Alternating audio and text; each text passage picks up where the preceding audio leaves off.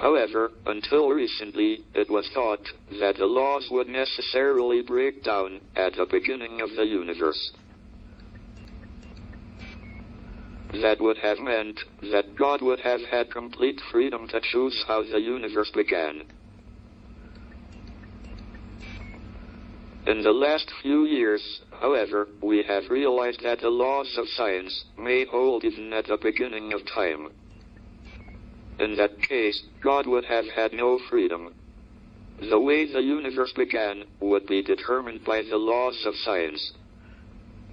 Well, thank you very much. And Carl Sagan, in your introduction to the book, you commented on this. You said this is also a book about God, or perhaps about the absence of God, because Hawking left nothing for a creator to do. Now, God, of course, means many things to many people. What sort of God, basically, are we talking about when we talk about reading the mind of God? Well, I think that's an excellent question, and I'd be most interested to hear Stephen Hawking's answer. But just to try to illuminate the range of possibilities, consider two alternatives. One is the notion popular in the West of God as a sort of outsized, elderly white male with a long white beard sitting in a throne in the sky and tallying the fall of every sparrow. Contrast that with the idea of God in the mind of, let's say, Spinoza or Einstein, which was, at least very closely, the sum total of the laws of the universe. Now, it would be madness to deny that there are well-defined physical laws in the universe. And if that's what you mean by God, then there's no question that God exists, but it's a very remote God, what the French call a roi fainéant, a do-nothing king.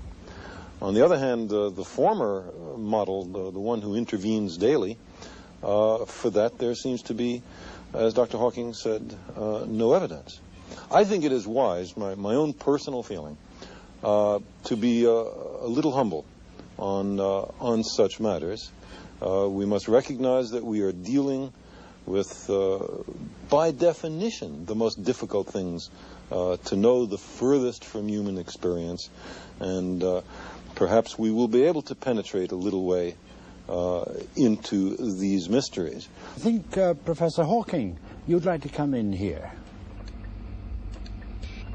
I use God in the same sense that Einstein did.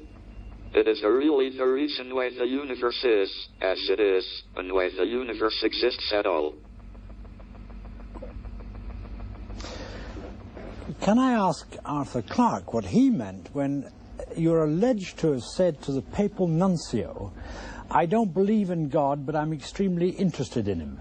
Well, I guess I haven't placed my bets yet. And, you know, Stephen's remarks and Carl's remarks reminded me that this was said 200 years ago when Napoleon, I think, was talking to Laplace, who published his theory of the universe. And Napoleon said, God isn't in it. And Laplace replied, "Sir, I have no need for that hypothesis."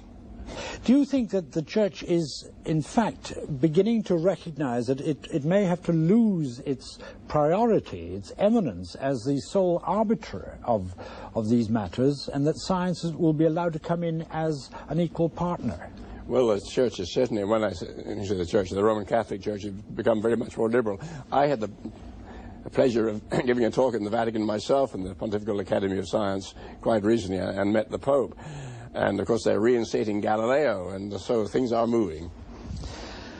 In fact, are they moving backwards as well as forward, Carl Sagan? Because I understand it in the earliest days of civilization, then the priests were, in fact, what we call the scientists, the ones who could study astronomy and who could predict eclipses and things. Do you see the scientist coming back into an almost sacerdotal position like this, or am I overstating it? Well, I hope you're overstating it. I think the essence of the scientific method is the willingness to admit you're wrong, the willingness to abandon ideas that don't work, and the essence of religion is not to change anything. That supposed truths are handed down by some revered figure, and then no one is supposed to make any progress beyond that because all the truth is thought to be in hand. I'm really talking about setting an agenda for the future. My sense is that the scientific way of thinking, questioning, some delicate mix of creative encouragement of new ideas and the most rigorous and skeptical scrutiny of new and old ideas, I think that is the path to the future, not just for science, but for all human institutions. We have to be willing to challenge because we are in desperate need of change. Can I put the same question to you, Arthur Clarke, then? Politicians or priests are setting the agenda, or scientists? I'm very fond of quoting Pandit Nehru on this, when he once said that politics and religion are obsolete. The time has come for science and spirituality. I hear from the clicking that Professor Hawking would like to come in. I don't think that physics tell us how to behave to our neighbors. Ah. Well, physics may determine who our neighbors are and on what planets they live. Well, you said science should be skeptical of politics. Don't you think we ought to be a little skeptical about science too? I mean, can we trust you guys? I think you should certainly be skeptical, but my view is that there's no community of people on the planet more skeptical than science. It's our stock in trade. It's the lifeblood of our subject. Science is a self-correcting subject, not like politics. Well, politics is corrected by other forces.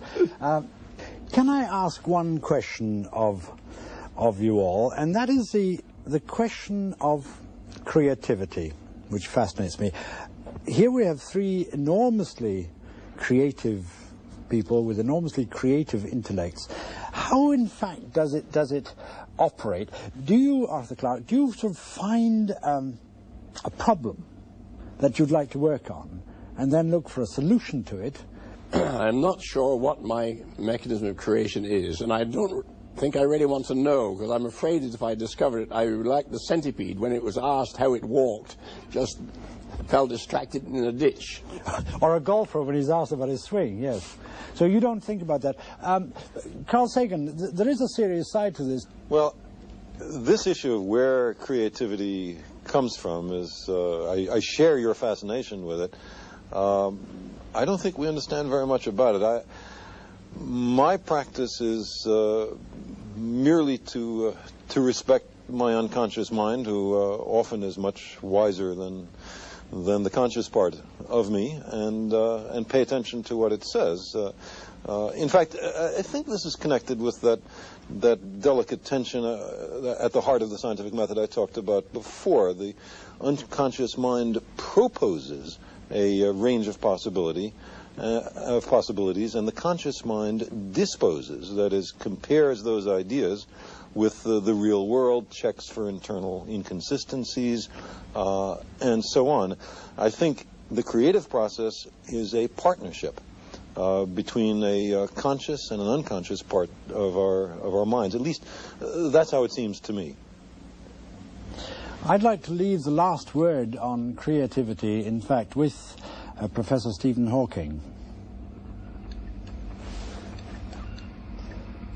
Just whenever you're ready, sir. I am just curious. I want to find out how things work. I follow my nose. One thing leads to another, and I don't know what I will find next. Now I think I would like to retreat a little bit into poetry myself, because it's nearly 150 years ago since Matthew Arnold wrote his splendid poem, The Future.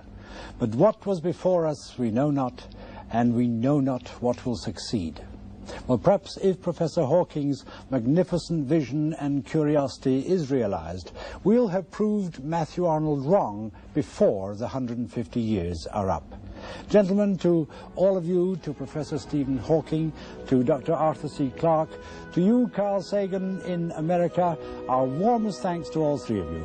And to all of you watching, good night.